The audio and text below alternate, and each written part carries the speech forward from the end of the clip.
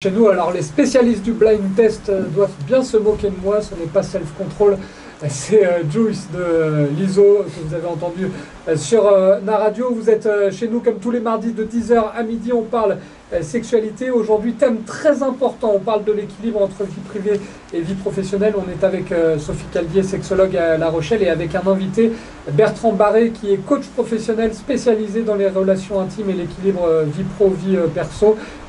Bertrand, sexothérapeute, qui en off me disait il faut qu'on revienne sur un sujet important par rapport à la pression que subissent les employés désormais pour être tout le temps connectés et répondre en permanence aux désirs du patron.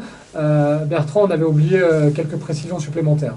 C'est clair que face à certains patrons qui sont, moi je les appelle des terminators, et parce qu'ils aiment leur boulot, parce qu'ils sont à fond dans leur activité, ça donne une pression supplémentaire aux salariés qui se sentent dans l'obligation de répondre et de dire moi aussi c'est la quête de performance, si lui il le fait je dois le faire. Mais à un moment donné les gens ne s'écoutent plus et c'est important d'exprimer. Alors il y a une manière de dire les choses, c'est savoir dire non et comment l'exprimer, de dire à un moment donné, je ne peux plus, j'ai besoin d'un peu de temps, je suis disponible de temps à temps pour justement s'écouter.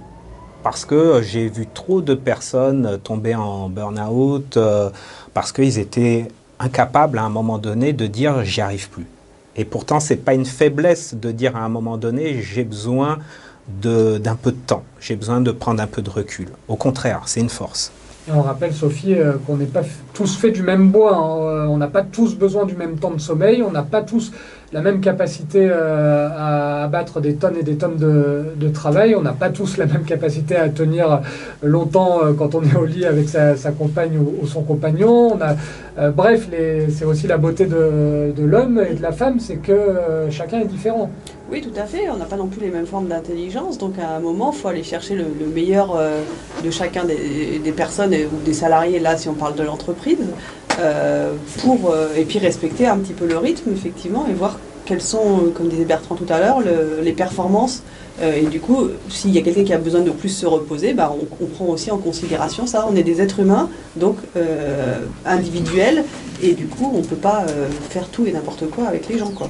Et on est différent à l'intérieur de l'entreprise, mais tu le répètes régulièrement, on est aussi différent à l'intérieur du couple, oui. Sophie. Oui, tout à fait, effectivement. On ne montre pas les mêmes facettes, c'est normal. Enfin, on met plutôt plus ou moins dans la vie professionnelle un espèce de masque et que effectivement on fait tomber dans la sphère du couple, de l'intime. Enfin, en principe, on devrait le faire tomber si on est en confiance avec le partenaire ou la partenaire.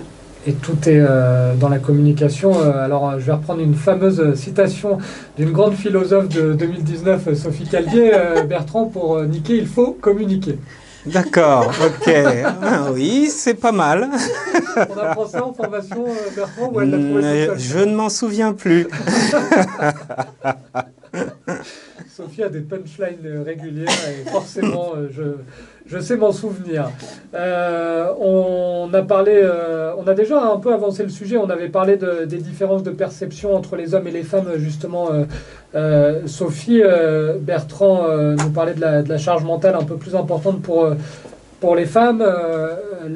Quand tu as des clients qui te consultent, des patients plutôt, est-ce que ça revient régulièrement, cette charge mentale, et l'homme ne s'en rend pas toujours compte ? Oui, maintenant il s'en rend de plus en plus compte parce qu'effectivement, lui aussi il a une charge mentale. Comme on expliquait la semaine dernière, je crois qu'on avait une question sur elle attend un bébé, je suis stressée ou je sais pas quoi, ils n'arrivaient plus à faire l'amour parce que lui il avait peur d'avoir un enfant et que du coup, oui, effectivement, il y a tellement de responsabilités pour l'homme. Il a peur de ne pas y arriver, que financièrement ça ne le fasse pas, etc. Donc du coup, il se met aussi une pression, une charge mentale. Et aujourd'hui, comme on en parle de plus en plus, notamment pour le coup, là c'était une bonne chose, les réseaux sociaux pour la charge mentale, je crois que c'était sur Facebook, je ne sais trop quoi. Du coup, l'homme a pris conscience aussi de ça. Donc ça c'est plutôt pas mal parce qu'effectivement grâce aux réseaux sociaux, ça c'est, tout le monde a pu prendre conscience de ça et les hommes y compris. Et eux maintenant ils se rendent compte aussi qu'ils ont une charge mentale. Et moi j'hésite pas quand j'ai des couples de dire que monsieur aussi il a une charge mentale. C'est pas la même que madame, mais il a aussi une charge mentale. Est-ce qu'il s'en rend compte moins facilement que la femme, l'homme en règle générale, Bertrand, de cette charge mentale qui peut peser sur son esprit? Alors, comme les hommes sont dans la quête de performance, donc ils sont dans la quête de performance au travail, ils viennent à la maison, ils sont dans cette quête de performance, il faut que j'assure. Alors, moi j'aime bien taquiner Sophie sur le sujet, c'est que aujourd'hui les femmes, elles revendiquent l'orgasme. La jouissance, je veux jouir, je veux prendre mon pied, et ça met une pression supplémentaire. Avant, bon, je parle un certain temps, les hommes, ça les intéressait pas forcément de savoir si la femme avait eu un orgasme ou pas. C'est la caricature, alors heureuse. Mais voilà, voilà, et puis c'était une évidence que la femme avait pris son pied. Mais là, aujourd'hui, il y a une injonction très forte de dire, et une revendication forte de dire, oui, je veux prendre mon pied, je ne jouis pas. Et il faut que tu me donnes pas satisfaction. Donc les gars arrivent en se disant, bah ouais, j'assure pas, donc c'est une autre pression. Il faut que j'assure, il faut que je dure longtemps, et il y a l'injonction du porno qui est là aussi. Donc des jeunes se comparent en disant, bah ouais, j'en ai une petite, je tiens pas longtemps. Donc tout ça mis bout à bout, bah, ça ajoute à la charge mentale. Alors pour la durée, on rappelle aux jeunes qui nous écoutent qu'il y a aussi du montage dans les films porno. Ça peut être fait en plusieurs prises, Bertrand aussi. On rappelle que c'est souvent faux. Hein, les acteurs qui tiennent 40 minutes, ça a été monté. C'est ça. Mais la difficulté, c'est qu'aujourd'hui, je dis souvent, hein, bon, j'ai 47 ans. À l'époque, pour voir un film porno, fallait aller dans les coulisses et le rideau rouge pour aller chercher une cassette ou un DVD. C'était pas accessible facilement. Maintenant, avec le téléphone portable ou l'ordinateur, il y a un accès direct à du sexe, et c'est pas de la sexualité éducative, c'est du hard. Et là, il y a un vrai problème d'éducation, et il y a un gros travail d'éducation à faire pour que les jeunes aient le bon exemple. Et je crois qu'il n'y a pas grand-chose aujourd'hui qui explique aux jeunes ce qu'est la relation sexuelle. Ils ont une mauvaise information dès le départ. À 12-13 ans, leur information, c'est le porno. Surtout qu'on a vu la semaine dernière, Benjamin, que effectivement, c'est pas 45 minutes de pénétration qui vont faire jouer une femme. Il y avait des préliminaires avant. La pénétration, il n'y a pas besoin que ça dure forcément super longtemps non plus. Hein. Donc dans les films porno, c'est pas ça qui fait forcément jouer une femme. C'est tout aussi les caresses, la complicité, le lien qui se crée, les baisers, etc. qui font que elle peut monter, se relâcher, et du coup, après, pendant la pénétration peut durer, voilà, on avait vu 3, 4, 5 minutes. Il n'y a pas forcément besoin de tenir 45 minutes. Et est-ce que cette évolution du porno avec des jeunes qui ont... il suffit de taper porno et en 2 secondes ils sont sur leur smartphone sur des sites. Bertrand, est-ce que ça change en elle-même la consommation du sexe? Parce que on le sait, dans les films porno, il y a des positions, des choses, on en parlait avec Sophie, les fameux mots américains qui reviennent en premier quand on va sur un site porno, ça change un peu aussi la manière de consommer le sexe des jeunes d'aujourd'hui. Ah bah pour les hommes, c'est complètement différent. Hein. J'ai fait une chaîne YouTube où j'explique un petit peu comment durer plus longtemps, comment se masturber autrement, comment faire quand on ne tient pas. Et ce sont énormément de jeunes qui me posent des questions, et ils sont complètement à côté. Hein. Ils n'ont plus de base. Et leur base, c'est la pornographie. Donc revenir à l'essentiel, hein, prendre le temps, caresser, apprendre à connaître l'autre, tout ça, ce sont les fondamentaux que Sophie explique parfaitement, et qu'il faut revenir absolument à ça, quoi.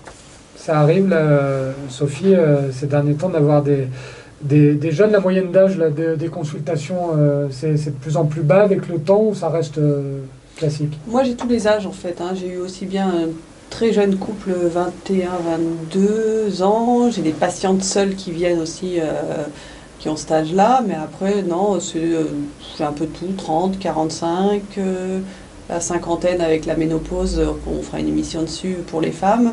Et puis des couples après, vraiment 65-70 ans, où quand les hommes ont des problèmes de prostate, justement qu'il y a un problème de dysfonction érectile après, et qui reviennent pour savoir comment ils peuvent faire pour continuer une sexualité. Donc j'ai un peu tous les âges.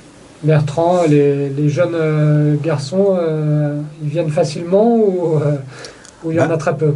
J'étais étonné. J'étais étonné parce que eux se disent, j'ai un problème, je vais chercher la solution immédiatement. Donc ils vont sur Internet, ils vont se renseigner, ils n'hésitent pas à poser des questions.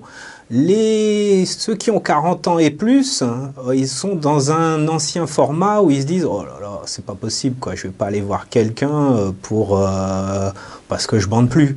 C'est pas possible.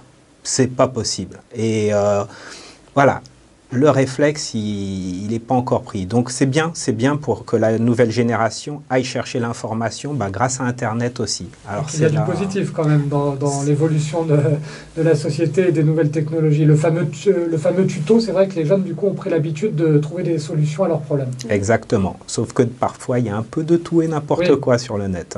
Bon, allez voir Bertrand, allez voir Sophie pour trouver des solutions.